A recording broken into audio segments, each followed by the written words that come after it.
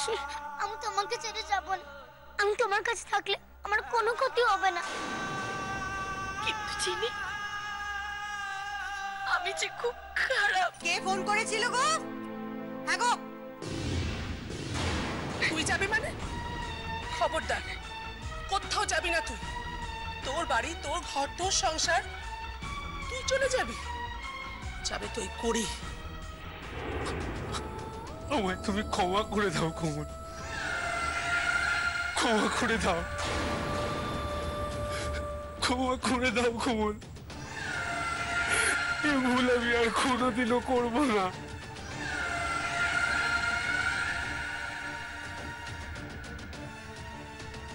তুমি যদি আমায় ক্ষমা না করো কোমল, তাহলে আমার কাছে যে একটাই পথ খোলা থাকবে, আর সেটা হলো আত্মহত্যার। এখনো কোমলকে তাড়াবার ব্যাপারে কিচ্ছু বলছে না। এত সহজে ক্ষমা করলে চলবে না। তুমি আমায় ক্ষমা না করলে আমি কিন্তু আত্মহত্যা করবো কোমল। আচ্ছা, আমাকে আটকাবার জন্য আপনি কি আর কোনো রাস্তা খুঁজে পেলেন না? আমি আমি আমি আর কি করতে পারি বলো? আমি আর কি করতে পারি আমাকে বলো? সেটাও তো আমাকে বলে দিতে হবে। বাহ বাবা বাবা বাহ। না, আমার আর কিচ্ছু করার নেই। আমি যখন বলেছি যাব, তখন যাব। তার জন্য যদি আপনাকে আত্মহত্যা করতে হয় তো করুন।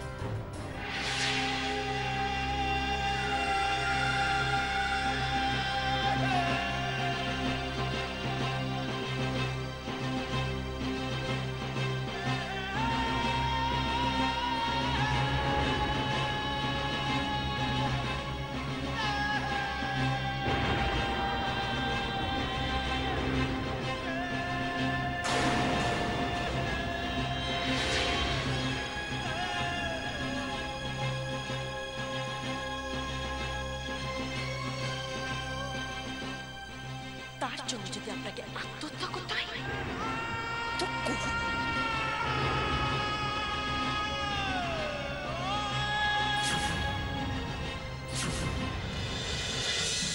শুদ্ধ, শুদ্ধ, শুদ্ধ রে।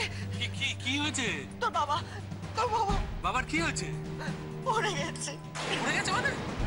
দেখ না, কার একটা ফোন এসেছিল, বসার ঘরে গিয়েছিল ফোনটা ধরতে, তো আমি গিয়ে দেখি পড়ে আছে। বৌদি, কোমল যখন এখনো নামছে না, তাহলে কি আমরা ধরে নিতে পারি যে মল্লার ওকে আটকাতে পেরেছে? পিসিমা, আমি একবার কি দেখে আসবো? না না না, ওদের ঘরে যাওয়ার দরকার নেই। যা করি, মহল্লাদার কথা মেনে নিল, তো খেলাটাই মাটি। এখন তো আমাদের পরীর ঘরে যেতে হবে। এখন তো পরীকে এসো বৌদি।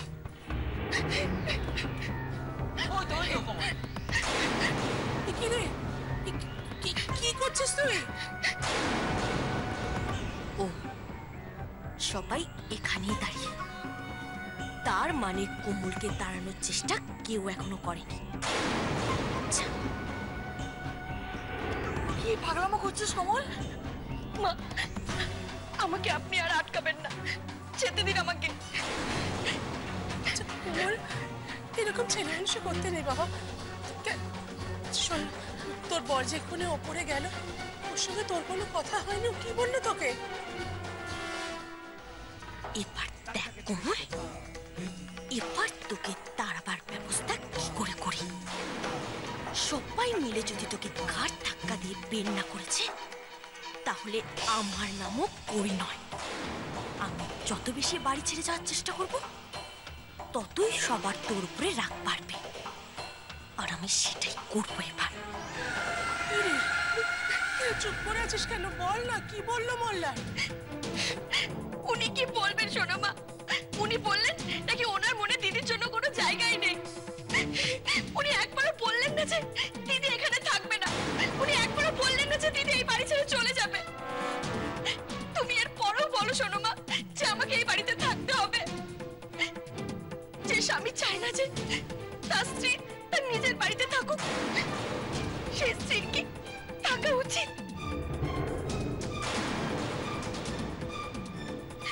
আমার কথা আর কেউ না বুঝুক, তুমি তো বুঝবে সোনামা, কারণ তুমিও তো শ্বশুর বাড়ি ছেড়ে চলে এসেছিলে।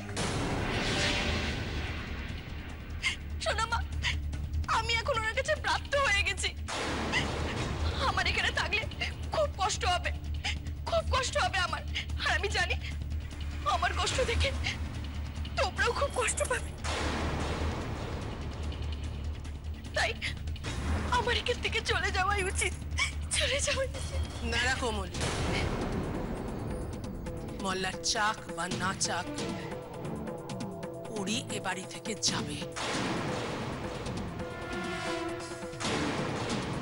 কি করে সোনামা? উনি না চাইলে দিদি কি করে এই বাড়ি থেকে যাবে? কি করে যাবে?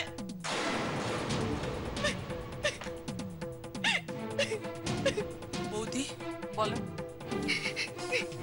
এসো তো আমার সঙ্গে।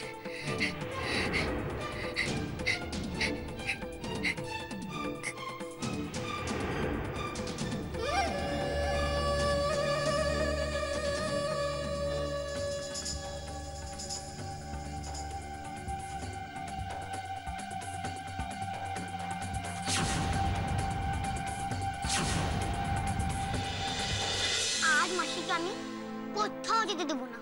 হ্যাঁ চিনি, শক্ত করে সুটকেসটা ধরে রাখ যাতে মাসি না নিতে পারে।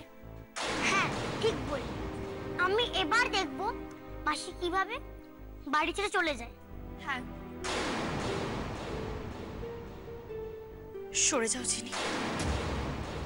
না, আমি সরবো না। চিনি, আমি বলছি তো, সরে যাও, না হলে কিন্তু আমি বকবো। তুমি আমাদের যতই বকো, আমরা কিন্তু তোমার যেতে হবো না। যেতে তো আজ ওকে হবেই।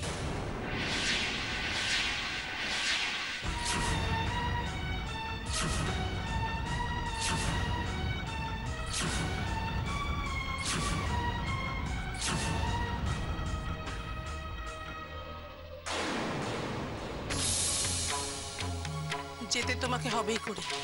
না, মাসি কোথাও যাবে না। সোনামা, সোনামা দেখো, আমি যাবো বলে তৈরি হয়ে গিয়েছি। এই যে আমার সুটকেস, তুমি একবার দেখো। না, কোথাও যাবে না তুমি। চিনি, নিচে এসো। না, আমি নামবো না। চিনি, তুমি এক্ষুনি নামবে ওখান থেকে। নামো। না, আমি নামবো না। আমি নামলে মাসি সুটকেসটা নিয়ে চলে যাবে। আমি তোমাকে নামতে বলছি, আমার মুখে মুখে তুমি। সোনামা, সোনামা এভাবে ওকে ধরো না, লাগবে, ছেড়ে দাও। আমি চিনি, নেবে এসো চিনি। না, এসো না চিনি। না, তুমি নামবে না? না মাসি, আমি নামবো না। তাই বুঝি?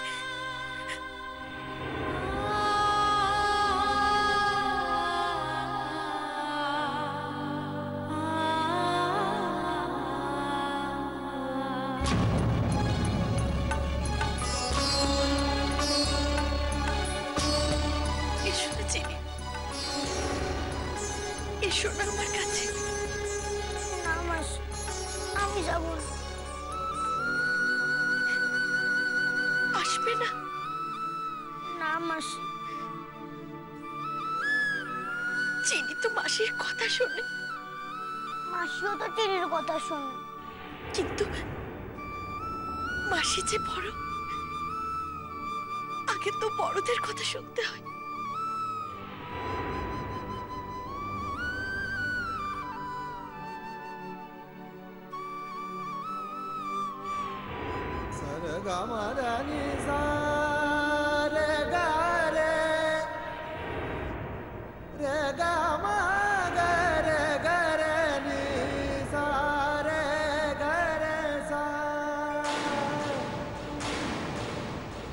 এ তো একদম কোমলের মতো। এই মেয়ে এত বড় পাপ কাজ কি করে করলো কে জানে।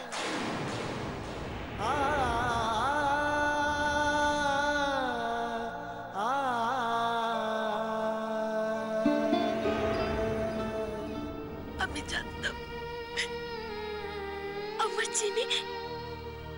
আমার চিনি বড়দের কথা শুন, চিনি ঠিক আসবে। চিনি এবার কৃষি ঠাম্মা যখন বলেছে, চিনি তখন আমাকে আর আটকাবে না।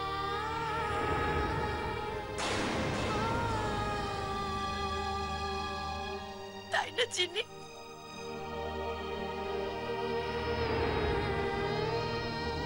শোনো পরি, যথেষ্ট হয়েছে, আর নাটক ভালো লাগছে না। দয়া করে তুমি এসো। আর শোনো, এই তোমার চশমা কোথায়? এই যে ধরো, পরো এটা। এটা খুলে আর কোমল সাজার চেষ্টা কোনোদিন করো না। ধরো ধরো, তোমার সুটকেস নাও, দয়া করে যাও এবার। মাসিকে তোমরা কেন বের করে দিচ্ছ? কেন? কেন? মাসি এরকম কি করেছে যে তোমরা চাও মাসি চলে যাক? মাসি কি করেছে? মাসি কি করেছে সেটা যদি আমি তোমাদের বলতে পারতাম। কেন কেন বলতে পারবে না?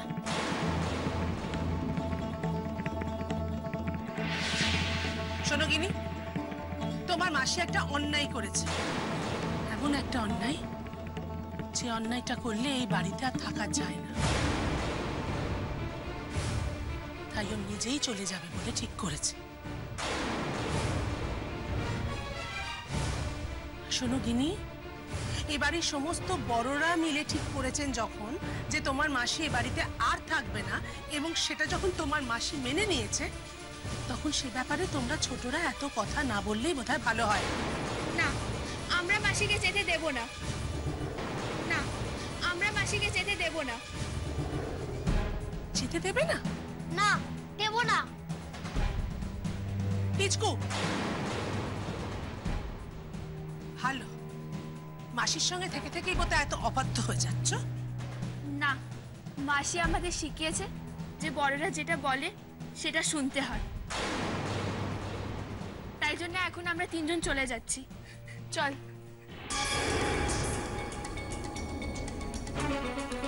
শোনো, বাচ্চাদের দোহাই দেওয়া থেকে যাওয়ার চেষ্টা করো না। বাচ্চারা তোমাকে যাই বলো, তুমি আজকেই যাবে, এক্ষুনি যাবে। আমাদের প্রতি তোমার যদি বিন্দুমাত্র দয়া থাকে তাহলে।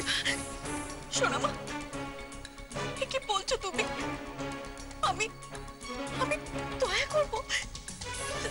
তা কি করে হয়? আমি তো তোমাদের থেকে ছোট। তোমরা আদেশ করবে আর সেই আদেশ আমি মানব। বেশ, তাহলে তোমাকে আদেশই করছি,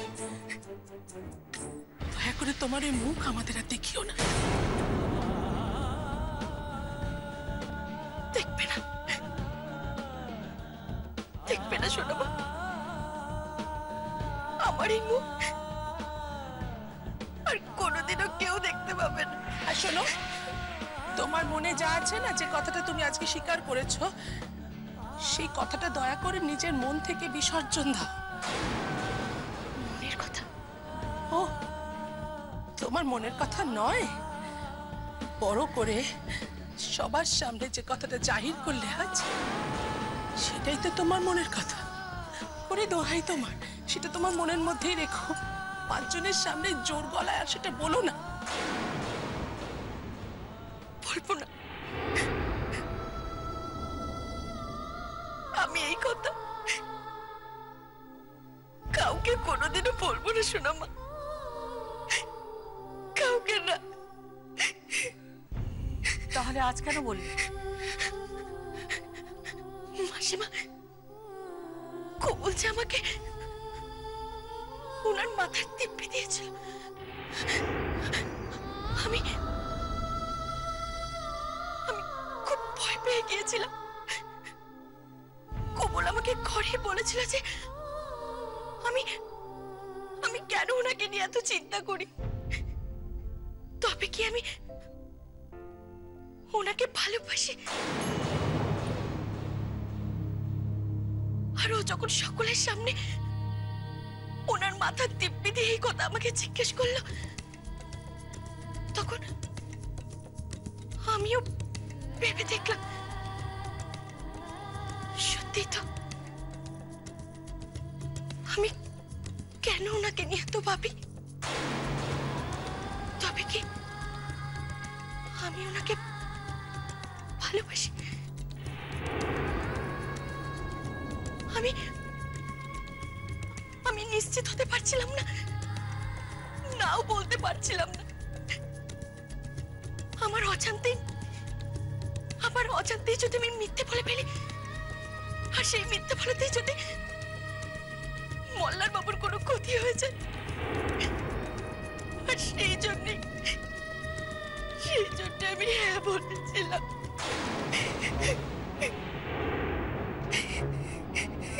মল্লারের মাথার দিব্যি দিল বলে তুমি বলে দিলে? আজ আমি কোমলকে আমার মাথার দিব্যি দিয়েছিলাম, কোমল সেটাও শুনলো না। কোমল মল্লারের দেওয়া দিব্যি মানলো না, অথচ করি ওর নামে দেওয়া দিব্যি মেনে সব স্বীকার করে নিল, যাতে মল্লারের কোনো ক্ষতি না হয়। এদের দুবোনকে কিরকম যেন অচেনা লাগছে, রহস্যময় মনে হচ্ছে। তোমার আবার কি হলো? না আমার কিছু হয়নি। তাহলে সরো, দয়া করে ওকে বেরোতে দাও। করি, তোমার সুটকেস নাও।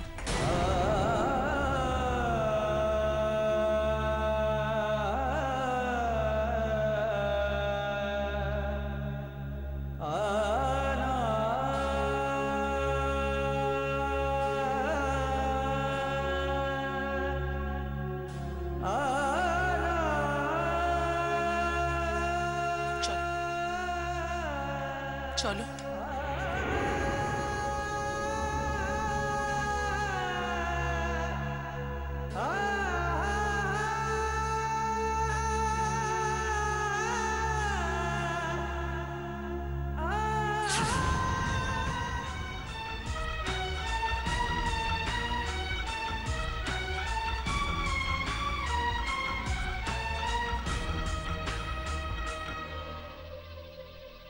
আমার আর কিচ্ছু করার নেই। আমি যখন বলেছি যাব, তখন যাব। তার জন্য যদি আপনাকে আত্মহত্যা করতে হয় তো করুন। কোমল, তুমি বুঝতে পারছো না, চিনি কিনি পিচকুদের জন্য তোমাকে এখানে থাকতে হবে। তুমি চলে গেলে চিনিদের দেখবে কে? কেন?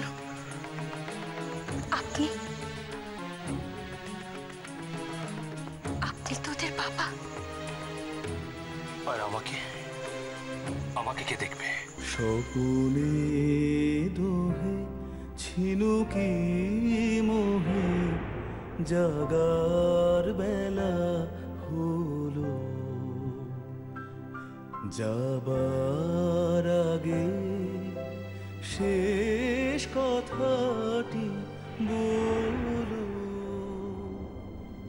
বলো স্বপনে দোহে ছিনুকি মোহে জাগার বেলা হলো।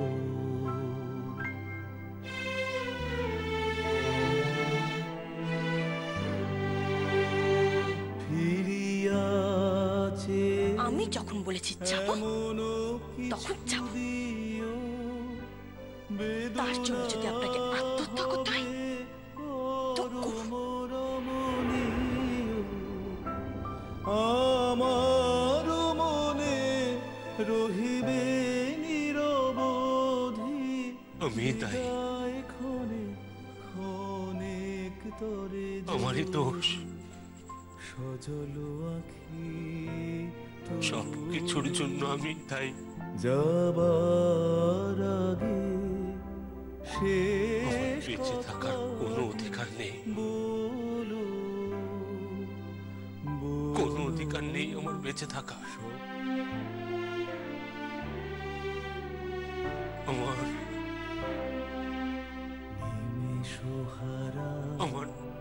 এসুকুতারা এমনিও সকালে উঠিবে দূরে বিরহাকাশ ভালে রজনী শেষে এই যে শেষ কাঁদা বিনার তারে পড়িল তাহা বাঁধা হারানো মনি স্বপনে গাথা হবে হে বিরোহিণী আপন হাতে আমি যে তোমার কাছে যেতে চাই। বিদায় দ্বার খুলো তোমার কাছে। যাবার আগে শেষ কথাটা